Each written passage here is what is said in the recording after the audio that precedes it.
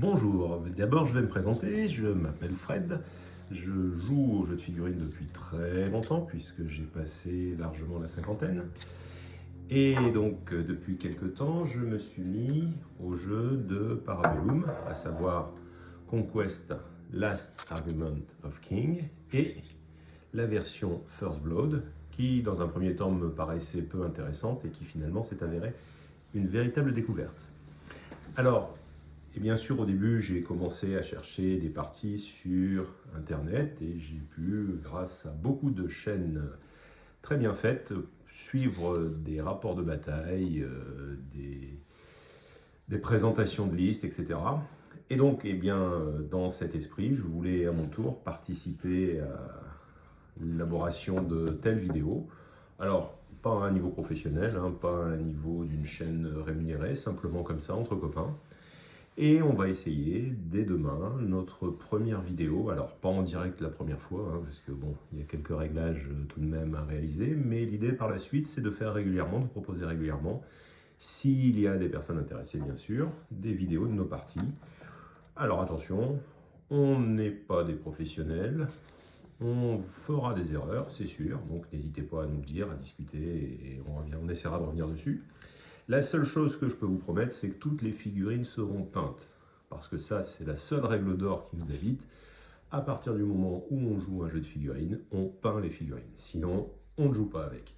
Alors évidemment, parfois c'est un peu frustrant, parce que quand des nouvelles armées, comme celle que vous avez là face à vous, des Yoroni arrivent sur le marché, il faut un petit peu de temps pour préparer celle-ci. Et donc, les premières parties sont un peu reculées, retardées. Mais comme on a déjà maintenant quelques armées avec mes habituels adversaires, eh bien ça ne pose absolument aucun problème. On s'amuse quand même avec les précédentes armées. Donc, comme je vous le disais, demain on essaiera notre premier rapport de bataille. Ce rapport de bataille, 2000 points, The Last Argument of King. Je jouerai pour ma part les rois sorciers, Sorcerer Kings. Et mon adversaire du jour jouera des Old Dominion. Alors, les rois sorciers, c'est l'une de mes premières armées, mais qui vient de changer avec la mise à jour pas mal. La refonte a été quand même assez importante. En ce qui concerne les Old Dominion, il y a également eu des changements, peut-être un petit peu moins importants. Et mon adversaire est sur sa deuxième armée, donc il découvre un peu les Old Dominion. Il n'a pas encore fini de peindre toutes ses figurines, donc je lui ai prêté quelques-unes des miennes de façon à respecter cette règle d'or dont je vous ai parlé au départ, à savoir uniquement des figurines peintes sur le terrain. Voilà. Alors, cette vidéo ne va pas durer trop longtemps, moi c'est juste un petit réglage, voir un petit peu comment on peut organiser ça. Et je vais juste en profiter pour vous présenter l'armée que je jouerai, sachant que mon adversaire est encore en train de composer sa liste, mais il connaît déjà la mienne, donc je plaisante. C'est juste comme ça, on ne cherche pas à optimiser les listes. D'ailleurs, vous constaterez qu'elles sont plutôt là en fonction des figurines qu'on aime bien voir sur le terrain. Alors, je commence ici avec la première Warband, qui sera donc avec à sa tête un Maharaja. Alors, le Maharaja, je lui ai juste ajouté, enfin juste non, en fait, il est beaucoup plus coûteux qu'il n'est normalement. Donc, je lui ai ajouté d'abord un cadeau, Patron's Gifts, Prime Kanjar. Alors, j'aime assez cet objet puisqu'il est quand même relativement intéressant, qui donne donc 2 attaques supplémentaires et Flawless Strikes en règle spéciale.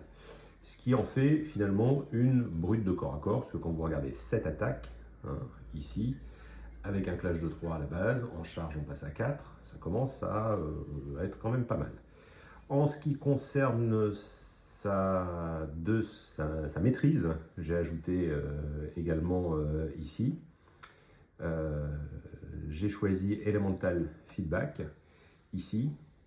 En fait, à chaque fois que je vais réussir un sort pour chaque 2 succès, eh bien, je pourrai soigner mon régiment. Ce qui peut être intéressant à partir du moment où je l'ai équipé corps à corps et où je vais l'associer avec des Mahabharati Initiate, en l'occurrence 6 socles, donc c'est déjà un groupe assez costaud. qui seront donc de la cour du feu, sachant que lui a deux cours, celle du feu et de la terre. Alors pourquoi la terre? Tout simplement parce que je vais ajouter également un Mahut qui est maintenant dans la cour de la terre. Donc j'ai été obligé de l'utiliser, étant donné que sa suprématie permet d'avoir deux cours pour ce qui est des sorts. Donc j'ai pu ajouter un Mahut avec eux. Et enfin, toujours dans la même warband, alors ça n'apparaît pas ici, je descends, il y a également un groupe de 4 Ghouls qui pourront être là plus rapidement, étant donné qu'ils sont light, et déjà peut-être aller titiller un petit peu l'adversaire ou aller l'embêter. En ce qui concerne la seconde warband, celle-ci sera constituée à partir d'un Raj, ici, de la cour de l'air. Alors, c'est ce que je vous disais, hein, il n'y a pas d'optimisation, c'est-à-dire que je suis un petit peu dans toutes les cours pour essayer un petit peu les nouveaux sorts, etc. Je l'ai également pas mal équipé, puisque il a, comme mon premier personnage, deux améliorations. Alors, la première ici que vous voyez, Best Money. Cette amélioration permet de donner à l'unité qui est attachée Hardened plus 1. Alors, c'est pas de trop ici, puisque en fait, il va être attaché au Rajakur, que vous voyez juste en dessous, 5 socles, donc avec lui, ils sont sur 2 rangs, 2 x 3 socles. Ils ont déjà Hardened 1, ce qui leur donne en fait ici une défense à 2 plus 1 bouclier avec Hardened 2, ce qui permet d'éviter la plupart des cleaves adverses. Hein. Avec Hardened 2, on évite quand même la plupart. Les unités qui ont cleave 3 sont quand même un peu moins communes. Bien que dans les Hold Dominion, je sais qu'il va sortir des Bucéphaleuil, donc je risque d'en rencontrer tout de même. En ce qui concerne sa deuxième amélioration, ici, Shulat, donc dans les cadeaux, les gifts, si je lance un sort avec succès, je peux rajouter un marqueur sur les rituels, sachant que les rituels, les rituels sont un peu différents puisqu'on ne peut plus placer qu'un seul rituel et le faire monter.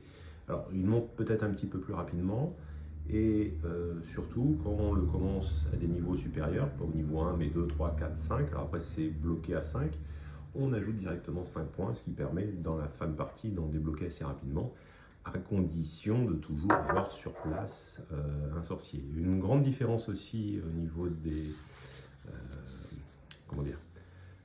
rituels, c'est qu'ils n'apportent plus automatiquement la troisième action, qui était vraiment très forte, hein, à partir du moment où vous enchaîniez une ou deux cartes sur la table, à chaque tour il y en a une, à chaque fois une unité qui a 3 actions, ça faisait vraiment une grosse différence et ça pouvait quand même être assez difficile lorsqu'on jouait en face. Donc je pense que ça c'est une volonté de rééquilibrer un petit peu, de simplifier les choses et surtout d'éviter que ça soit trop puissant. Donc il est pour la cour de l'air avec les djinns, alors les djinns en version tireur, donc ici Windborn Djinn. En fait j'adore les figurines, c'est surtout ça. Voilà. Bon, ils sont quand même pas trop mal. Enfin la troisième warband, constituée d'une sorcière, qui elle n'a absolument aucune amélioration. À un moment donné, on n'a plus de points pour en ajouter, forcément. Et qui elle va se retrouver dans une unité de tireurs, en l'occurrence de 3 socles de tireurs, qui ont une capacité très intéressante, qui est le Arsing Fire, qui permet de tirer même derrière des troupes, etc. Alors évidemment avec un malus, mais la distance de tir est relativement importante, donc on s'y retrouve quand même assez facilement. Également associé une unité de Ghoul, qui cette fois-ci est de la cour du feu, de 4 socles également. Hein. Je trouve qu'à 3, ils ont tendance à être un peu trop, à dégager un petit peu trop rapidement, donc j'ai préféré monter un petit peu, histoire d'avoir 2 unités light au départ. Et enfin, l'un de mes monstres préférés, d'abord à cause de la figurine, le Rakasha Bakasura. Alors, celui-ci est celui qui va venir taper les personnages essentiellement. Hein. Donc, comme il y a forcément des personnages en face, c'est relativement intéressant. Voilà.